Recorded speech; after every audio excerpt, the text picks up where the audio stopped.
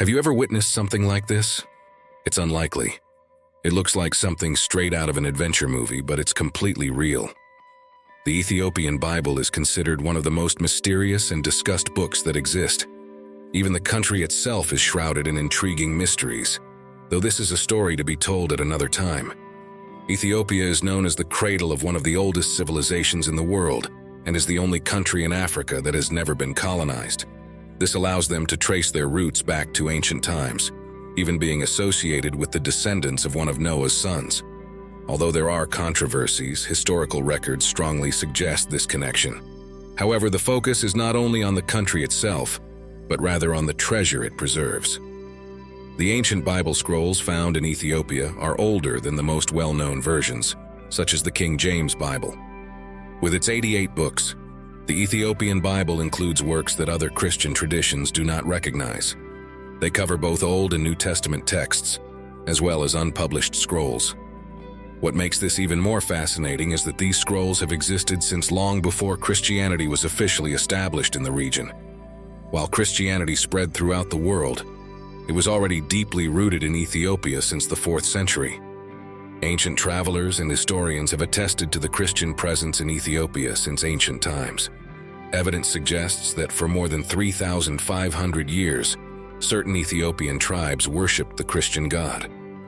For centuries, Ethiopia has hosted Christian refugees, offering them a safe home in times of religious persecution elsewhere. This is just a glimpse of the rich and complex religious history of this unique country. The oldest organized Christian body in the world is not the Catholic ministry, as many may think, but rather the Ethiopian Orthodox Church, known locally as Teaho in Ethiopia. This country also houses one of the earliest Christian illustrated books ever found, part of the Gospels written in Ge'ez, an ancient Ethiopian language. In 2010, it was discovered at a monastery on top of a mountain in Ethiopia. According to tradition, dating back to the 10th century BC, an Ethiopian ruler and the famous biblical Queen of Sheba traveled to Jerusalem to seek advice from King Solomon, as recorded in the accepted canon of the Bible. However, the biblical account does not mention that the two rulers had a son named Menelik. Queen Sheba would have taken the boy back to Ethiopia, where he became the first emperor. In 2012, genetic analysis of Ethiopians found evidence suggesting a possible link with Egyptian, Israeli, or Syrian peoples, some 3,000 years ago. This coincides with the period in which it is said that the queen ruled the kingdom of Sheba, further strengthening history. Despite its rich history and authenticity, the Ethiopian Bible is not recognized as part of the canon of the holy books, and is generally unknown to most people, including many followers of the same faith. This highlights the effort to discredit and conceal the Ethiopian Bible over time. Today we understand that the Bible was not as we know it now. There were several versions and interpretations, reflecting the different understandings and ideas about its content. Initially written in Hebrew, the biblical texts have been translated into various languages over the centuries. One of the first significant translations was made by Saint Jerome, who converted the Hebrew text to Latin, resulting in the Vulgate around the year 400. The Vulgate, with its 27 books of the New Testament and 39 of the Old Testament, became the main Latin version of the Bible. However, in the 1st century, many other writings about the life and teachings of Jesus appeared. Many of these writings were fictitious, similar to novels or fanfics based on the life of Jesus. The problem arose when these texts were made available to the public, leading some people to believe that they were real accounts. Without the digital verification features we have today, fake news spread quickly, resulting in a plethora of fake books and confusion among people. The damage caused by this dissemination of inaccurate information was significant. This concern became central to the leaders of the early Christian church. They met at the Council of Nicaea in 325 after Christ, and at the First Council of Constantinople in 381 after Christ, to determine which books would be included in the New Testament. They set strict criteria.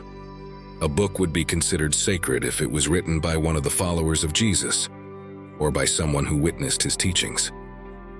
Also, the text should have been written in the 1st century and be in harmony with the rest of the Bible. Over the centuries, the Holy Bible has undergone several changes, but one of the most significant occurred during the reign of King James I. After 500 years of the Vulgate, there were still several conflicting versions and interpretations of the Bible. This concerned the monarch, who desired a unified version of the Bible to resolve religious differences and consolidate his power. Responding to these concerns, King James I hired 47 experts to review all the different translations of the Bible that existed. Divided into 6 groups, these experts worked independently for 7 years. Following strict rules to avoid any bias, they used various tools to produce a translation faithful to the original languages. The result was a scientific Bible that reflected the consensus of experts and was in accordance with the established criteria. Although they were geographically separated, they celebrated the approval, giving glory to God for guiding them to the same conclusion. In 1611, the King James Bible was published, and thanks to advances in printing, it became one of the most accessible versions so far. However, the edits made on the King James Bible and the original translation of the Vulgate by St. Jerome resulted in the exclusion of some books that most Christians have today. Meanwhile, the Ethiopian Bible maintains all scriptures. Now that we have briefly explored the history of the Bible, it is time to address why the Ethiopian Bible was rejected. There are several reasons for this, but the main one is the inclusion of additional books known as pseudo-epigraphs. These are texts falsely attributed to authors who are not their true writers, or whose authors have been identified as past figures, like fan fiction works. Such texts are considered non-canonical by most Christian traditions. The books that were removed or rejected were known by the scribes and theologians of the day as not being divinely inspired. Many of these works were written with bad intentions, before and after Jesus. To prevent the spread of falsehoods in the future, these books were excluded from the canon. For example, if someone today wrote a book denying Pelé's abilities as an athlete, he would be rejected because of his falsity. However, over time, these stories may become part of popular belief, hence the importance of eradicating them now. Even the Ethiopian Bible has 2 canons, the broad and the narrow. Before exploring this, it is important to define what a canon is. A canon is a generally accepted principle or criterion by which something is judged. For example, it is a canon that a phone has a screen, a country has a president, and a channel has more subscribers.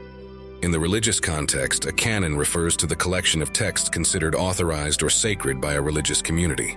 The Ethiopian Bible has 2 distinct canons, the widest and narrower. The broader canon, widely recognized, consists of 81 books, including works such as Enoch, the Jubilees, the 3 books of Mabes, the Epistle to Clement, the 4 books of Codes, among others. This is the main focus of the video, as it is the most well-known canon. On the other hand, the narrower canon was established by Emperor Haile Selassie. He proclaimed this version as the official and complete Ethiopian Bible. While I can't give details on the reason behind this decision, I suggest you do some research on your own to understand better. This restricted version of the canon contains only 72 books, excluding some scriptures found in the larger version. It is important to note that the broader canon has not been reprinted since the early 20th century. The existence of 2 different versions of the canon contributes to controversy and may have been a factor in the widespread non-acceptance of the Ethiopian Bible. The Bible, contrary to popular belief, is not just a book but rather a collection of texts and experiences written over many years. This diversity is where the challenges and questions around its interpretation and acceptance arise. Different religious groups, including those recognized and accepted, have a long history of inclusion or exclusion of various texts or copies based on personal theological foundations. For example, the Bible we know today was mainly compiled in the 4th and 5th centuries. At that time, Christianity in Ethiopia was already beginning to diverge from Christianity in Europe and the Mediterranean, and this difference persists until today. The Ethiopian Bible has many similarities with the Catholic and Orthodox versions, although it includes some extra books from the Old Testament. These additional books were probably written in the last centuries BC, at the end of the Old Testament book age, but before the beginning of the New Testament. In addition, additional books were added to the end of the New Testament, especially related to the history and structure of the Ethiopian Church. Another reason for the rejection of the Ethiopian Bible may be the language in which it is written, Ge'ez, making access difficult for non-speakers. In addition, the lack of translations and unique practices of the Ethiopian Bible contributed to its relative obscurity outside of Ethiopia. A more controversial reason is political. In the early days of Christianity, political power was a central concern for the Roman Empire. There was little spiritual growth, and any scrolls that did not align with the preferred story were left out. Indeed, the Bishop of Rome instructed the priests to destroy scrolls that were not in the Bible. However, many priests hid them in caves near the Dead Sea in the 1440s, explaining the differences between the two Bibles. In recent years, there has been an increase in interest in the Ethiopian Bible, with people seeking to find out what makes it special and the truth it contains. The churches have also been working to make it more accessible by translating it into more languages and conducting academic studies on it. It is amazing that this Bible has survived so long, especially after attacks and fires, further adding to the mystery around it. As it is beautiful to take the word of Sir, if you have desire to create your own channel, as well as ours, to be able to take the word of the Lord more and more far, click on the first comment fixed and learn, even if you are a complete beginner. And for you who are interested in biblical curiosities and wisdom, we leave here one of our most important videos.